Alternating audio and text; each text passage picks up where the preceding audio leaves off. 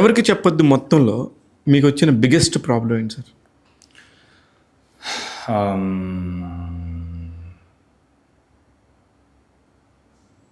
మాకు release delay అయిపోయిందండి. ఒకసారి రిలీజ్ పోస్ట్పోన్ చేసాం.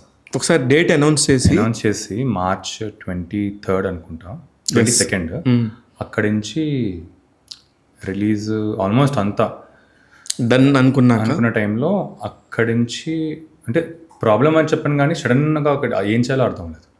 అప్పటిదాకా చేసిన ప్రమోషన్ అంతా పక్కకి పోతుంది. బడ్జెట్ పెట్టేసాం మొత్తం బడ్జెట్ ఆల్మోస్ట్ ఒక 50% బడ్జెట్ వెళ్ళిపోయింది. 19th మార్చ్ 19th కలా రాజుగారు చూసారు. రాజుగారు చూసి సినిమా బాగుంది, ఇలా కాదు వేరేలా చేయాలి అని రాజుగారు వస్తా అన్నారు. ఇప్పుడు ఏంటంటే ఈ సినిమా దిల్ రాజు గారు లాంటి పెద్ద ప్రొడక్షన్ హౌస్ వాళ్ళు వస్తానన్నారు కాబట్టి అవును, ఇంకా అప్పుడు వెయిట్ చేయాలి, డిసిషన్ తీసుకోవాల్సి వచ్చింది. సరే ఈయన వస్తా అన్నారు, సో ఈయనతో పాటు ట్రావెల్ చేద్దామని. సో అప్పుడు వచ్చి ఆయన కొంచెం ఎడిట్లో హెల్ప్ చేసి సినిమాని ఇంకేమైనా బెటర్ చేయొచ్చా అని ఆయన షేరింగ్ అయిపోయిన తర్వాత అప్పుడు మేము అక్టోబర్లో రిలీజ్ చేసుకున్నాం. 6 months పట్టింది, మళ్ళీ 6-7 months. అది పర్లేదండి, అది అయితే వర్క్ ఉంది కాబట్టి సడన్గా అది ఆపేయాల్సి వచ్చింది కదా. సో ఏం చేయాలి ఇప్పుడు డిసిషన్, రాజుగారితో వెళ్ళాలా లేకపోతే ఇప్పటివరకు మనం పెట్టేసాం కదా మనం సోలోగా వెళ్ళిపోవాలా అని. సో అదొక్కటి డిసిషన్ కొంచెం నాకు ఏంటంటే టఫ్ అనిపించింది, బట్ గుడ్ డిసిషన్ అది. రాజుగారు ఆన్ ది బోర్డ్ వచ్చేసి రావటం వల్ల కొంచెం జనాలకు కూడా వెళ్తాం రీచ్ కొంచెం అనిపించిందా? ఆయన కూడా ప్రోడక్ట్ని బెటర్ అయింది, ప్లస్ ఆయన బ్రాండ్ ఆడేసరికి నాకు వేరే వాళ్ళతో కమ్యూనికేషన్ ఈజీ అయిపోతుంది ఆటోమేటిక్గా. థియేటర్స్ ఆయనే మొత్తం అదే చూసుకునే వాళ్ళు. ఇప్పుడు ఎవరితో అన్న పనులు అవ్వాలంటే రాజుగారు వెనకాల ఉన్నారంటే మారిపోద్దండి. చాలా చాలా చాలా బాడీ లాంగ్వేజ్ మారుతుంది, అన్నీ మారుతాయి. కొత్త వాడిని చూసే చూపు వేరు ఉంటుంది, దిల్రాజు గారి మనిషి అని చూస్తే చూపు వేరే ఉంటుంది. అవునవును. ఓకే, ఇప్పుడైతే ఎవరికి చెప్పొద్దు.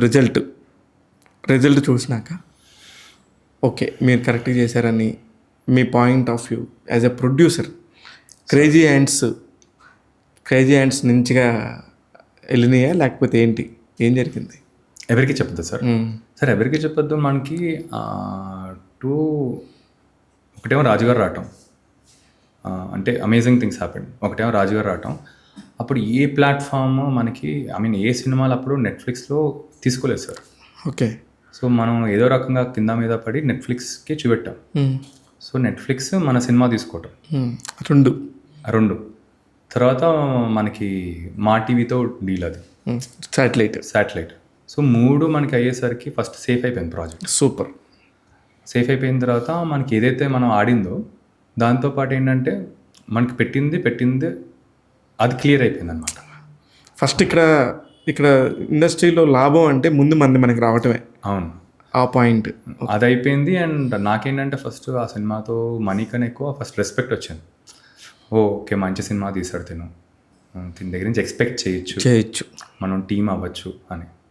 అలాగా దానివల్ల మీకు అడ్వాంటేజ్ ఉందా సార్? యాడ్ అయిన అడ్వాంటేజ్ చాలా అయింది సార్. చాలా అంటే the way people look at me మారింది. మీడియా పాయింట్ ఆఫ్ వ్యూ కూడా, మీడియా కూడా చూసే విధానం మారుతుంది. అవునండి, అవును, డెఫినెట్గా. మీకు వచ్చిన రివ్యూస్ కానీ అదే మీరు పర్సనల్గా చేస్తే ఉండే రివ్యూ సెన్స్ ఒక కొలాబరేషన్తో వచ్చి దిల్రాజు గారు ఎందుకు చేస్తారు సంథింగ్, అప్పటికే ఆయనకి ఒక క్రేజ్, పలానా సినిమా చూసే ఈయన డిసైడ్ చేస్తాడనేది. అవన్నీ మీకు యాడ్ ఆన్ అయి ఉండొచ్చు. చాలా యాడ్ ఆన్ అయింది. ఓకే, అయితే దానికి సేఫ్ ప్రాజెక్ట్ ఎవరికి చెప్పొద్దు. సేఫ్ ప్రాజెక్ట్ అనగానే ఇంకా ఆటోమేటిక్గా ఫాస్ట్ స్పీడ్ రన్ ఉంటుంది కదా. అవునండి. మరి ఎందుకు ఇంత gap? Very good question. So నాకు కొంచెం ఇంట్రోస్పెక్షన్కి కొంచెం టైం తీసుకున్నాను సార్. అంటే ఎవరికి చెప్పొద్దు, చాలా ఎక్స్ట్రీమ్ ప్రెషర్లో వెళ్ళిపోయాను. Extreme energy, excitement levels, extreme energy. ఇప్పుడు ఈ ఎనర్జీలో మనం నెక్స్ట్ కమిట్ అయిపోయాకన్నా కొంచెం అసలు ఇంట్రోస్పెక్ట్ చేద్దాం, ఇటు వెళ్తున్నాం మనం అనేది. అంటే ఒక 2-3 నెలలు తీసుకున్న టైము, 2-3 నెలలే ఆగి చూద్దాం. కోవిడ్ వచ్చింది సార్. అవును, ఆ 2-3 నెలలు కాస్త సంవత్సరంన్నర అయిపోయింది. అప్పటికి నాకు ఒక 2-3 చెయ్యి రాకేష్ ఏమైనా చేద్దాం కలిసి, నువ్వు ఒక స్టోరీ తీసుకురా అని చెప్పారు. ఆ ఊపు కాస్త ఈ కోవిడ్లో మొత్తం మైండ్ సెట్ డైనమిక్స్ అన్నీ మార్చేసింది. మొత్తం అందరి జీవితాల్ని మార్చింది. సో అసలు సినిమాలు కాదు, ఫస్ట్ అసలు మనం సర్వైవ్ అవుతామా లేదా అంటే సర్వైవల్ వచ్చేది. అంటే మనం ఏదో గొప్ప గొప్ప పనులు కాదు, ముందు మనం బతకాలి కదా. అసలు బతకాలి కదా మనం ఏమైనా చేయడానికి అనేసరికి అంతా మైండ్ పర్స్పెక్టివ్ చేంజ్ అవ్వడం స్టార్ట్ అయింది. నేను కూడా అసలు ఏంటిది ఈ ఎనర్జీ కొత్త ఈ కాన్ఫ్లిక్ట్ ఏంటి అసలు, larger than the life conflict కదా మనందరికీ. ఎటు వెళ్తుంది అనేసరికి అప్పుడు సరే 4-5 రోజులకి నేను టెన్షన్ పడ్డాం. తర్వాత మనం ఆన్లైన్గా అందరం కలిపి వర్క్ చేద్దాం అని రైటింగ్ రాసేవాళ్ళం సార్. కంటిన్యూస్గా కోవిడ్ 4 డేసే మేము ఖాళీగా ఉంది. మిగతా రోజులు అంతా సండేస్తో సహా March 22 to March 27 గ్యాప్ అంతే. ఆ తర్వాత అప్పుడు టీమ్ అయిపోయాం. నేను, కేతన్, ఇంకా 3-4 ఉన్నాం అనమాట. అందరం అయిపోయి let's start writing for other production houses. Raju గారితో, గోపి గారితో, గోపి ఆచంట గారితో, అనిల్ సుంకర గారితో, వీళ్ళందరితో జస్ట్ మాకేంటంటే ఫస్ట్ మాకు షార్పన్ అవుద్ది కదా. అవును, కనీసం కూర్చునేకి మనం ఏమైనా చేసే కన్నా వాళ్ళ కాన్సెప్ట్స్ ఏమైనా ఉండేవి, మా కాన్సెప్ట్స్ పెట్టుకుని వాళ్ళ ప్రొడక్షన్ హౌస్కి ట్రై చేసేవాళ్ళమాట. అలా అమ్మారండి ఒక్కటన్నా? గోపి గారు వీళ్ళందరికీ అంటే నాకేంటంటే మనీ కోసం నేను పని చేయను అని చెప్పేసాను సార్. ఎవరికి నేను పని అయితే చేయను. నాకు రాజుగారు ఇష్టం చాలా. మీకు ఏం కావాలంటే మనం కొలాబరేటివ్గా మీరు ఒక పాయింట్ చెప్పండి, మనం చేస్తాను నేను. ఎందుకంటే నేను కూడా ఎక్స్పోర్ట్. ఎందుకు రాజుగారు అంటే ఇష్టం? నాకు కూడా రాజుగారు అంటే ఇష్టం. నాకు అందరు ప్రొడ్యూసర్స్లో కన్నా అండి ఎందుకో ఆయనతో పాటు ఫస్ట్ కనెక్ట్ అయిపోతానండి. ఆయనలో ఉన్న ఫైరు, ఆయనలో ఉన్న ఆ క్విక్నెస్, అంటే ప్రాబ్లం వచ్చినా టక్కని ఆయన ఏదో సొల్యూషన్ పట్టేస్తారు ఆయన. నాకు కూడా నేను ఒక ఉదాహరణ చెప్తా. ఒక సినిమా చూపించాను నేను, రాజుగారు చూడాలంటే నా కోసం రాశివా చూద్దామని చెప్పి కూర్చున్నాడు. సినిమా చూశాడండి.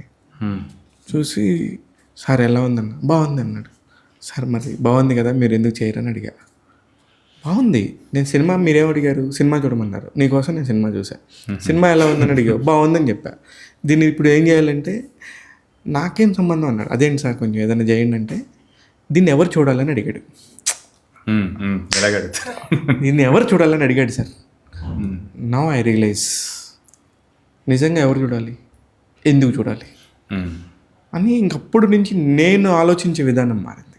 నా పాయింట్ ఇప్పుడు మీరు చెప్తుంది కూడా అలా డెసిషన్ తీసుకునే విధానంగానే ఆయన ఇండస్ట్రీ ప్రాస్పెక్టివ్లో ఆయన ఇప్పుడు ఎన్ని కోట్లు చూసుంటాడు, ఎన్ని 100 రోజులు చూసుంటాడు, ఎన్ని డైనమిక్స్ చూసుంటాడు, ఎన్ని సక్సెసెస్ ఆయన చూసినంత ఎక్స్ట్రీమ్ సక్సెసెస్, రేటింగ్ ఎవరు చూడలేదు, బ్యాక్గ్రౌండ్ లేకుండా వచ్చి ఆయన డిస్ట్రిబ్యూటర్.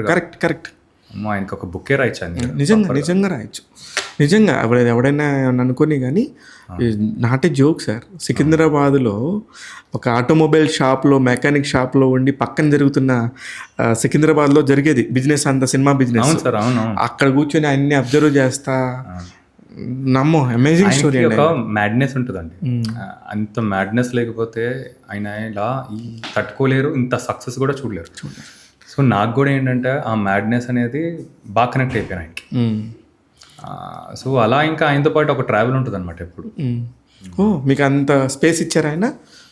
అంటే జోష్ తర్వాత నుంచి ఏదో రకంగా వెళ్ళి కూర్చుని అప్పుడప్పుడు వెళ్ళి కాసేపు మాట్లాడి క్యారెక్టర్స్ అడిగేవాడిని. మాట్లాడటం ఉండదు ఆయన అంత టైం ఉండదు.